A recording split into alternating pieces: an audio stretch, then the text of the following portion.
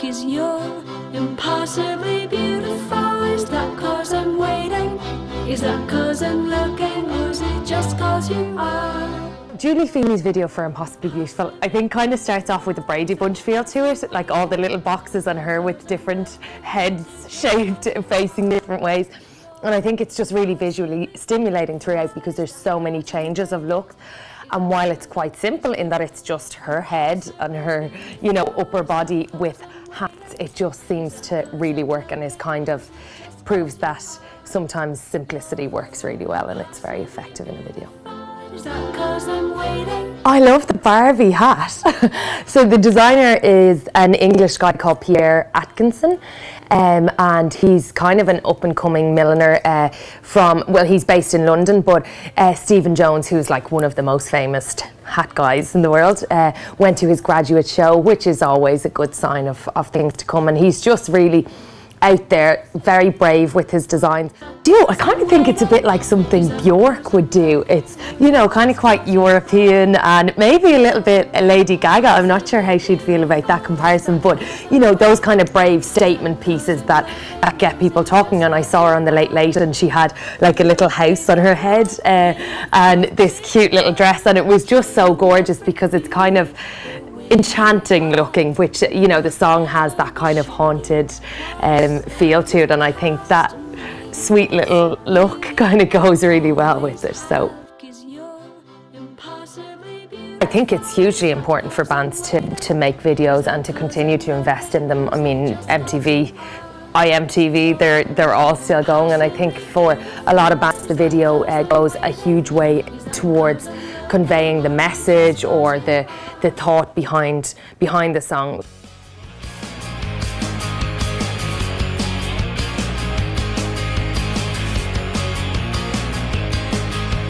In the video for Listen Dear by the Coronas, it's sort of a mix of, it's really young, it's definitely kind of at their age group, and you know, fans of the music would be wearing that kind of quiet 80s style. It's very, it's kind of been a mix between sort of kind of punky and 80s stuff that's really been big recently. So the girls are kind of got their hair's quite kind of bleached, so that they're wearing sort of accessories like bows in their hair, and the guys are quite kind of simple styles, but definitely also kind of looking towards the 80s, but also quite band focused in terms of the t-shirts and with kind of little jackets and roll-up sleeves. And it's very young, it's really cool. They've definitely done a really good job of kind of getting that across. Each character has got a definite different thing going on, plus the band are quite separate to the rest of the look of the video. Fashion music are extremely inseparable, really, and I think have become more and more so over the years. But I mean, you could look back from bands over last decades, from very early on, from Beatles to the Shadows to anybody, they always had a very defined look. It's essential.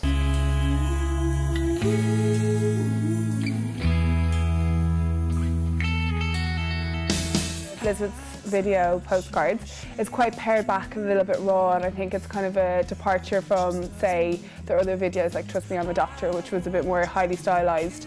I think it kind of just suits the music and of the song Postcards. I think everyone kind of has, like, especially in the video Postcards, they all kind of have their waistcoats and stuff going on.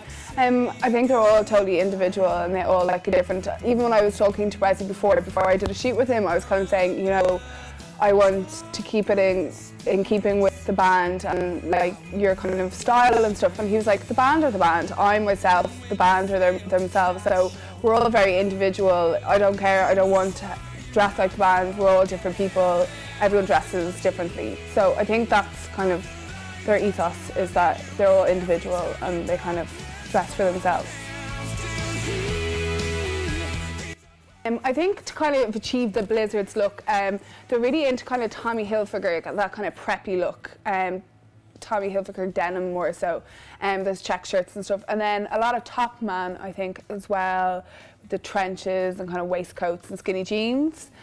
So those are two probably the main places that you could get like the Blizzards look from, definitely. Wake up one morning, you realize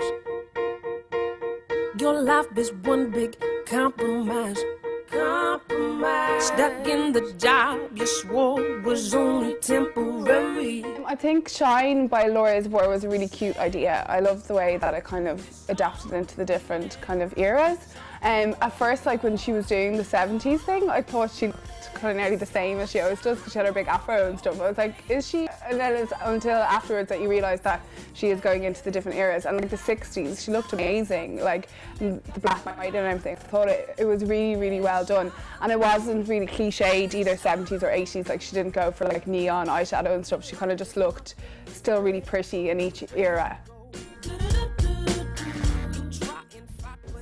Really important, and I mean, it's more important than it's ever been to make music videos, probably because of how easy it is to get to see them now whenever you want to, how viral all that is as well. But it's really a great way of showcasing what you're about and being able to get the song out.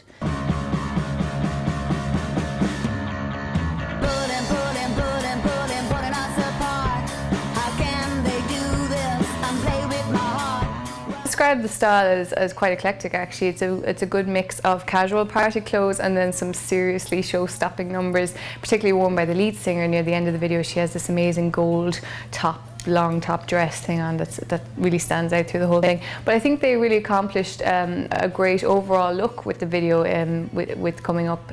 It looks like a house party, a proper house party with very cool people that you'd like to be friends with, and I think that goes really well with the song. She is quite reminiscent of a kind of more a cooler, edgier Gwen Stefani. Really wears her own style, and her voice, of course, is amazing. I think, you know, Gwen has gone down a really over-the-top style, whereas I think SJ is still holding on to that underground feeling. You know, it still all looks a bit like this is actually what she wears every day. It's not just for show. The two things that really stood out to me in the video coming up by the Dirty Epics would be SJ walking in at the start of the video, coming through the hallway. She's wearing that cream off the shoulder bat top and everyone else is in black and they're all doing their party things, and I just think she looks so strong and really defines her as the lead singer. And then at the end when they're up on stage and the party's really hopping and she's got that gold dress on, and again the light just catches it perfectly, and I think it was excellent styling. I think it was very, very successful.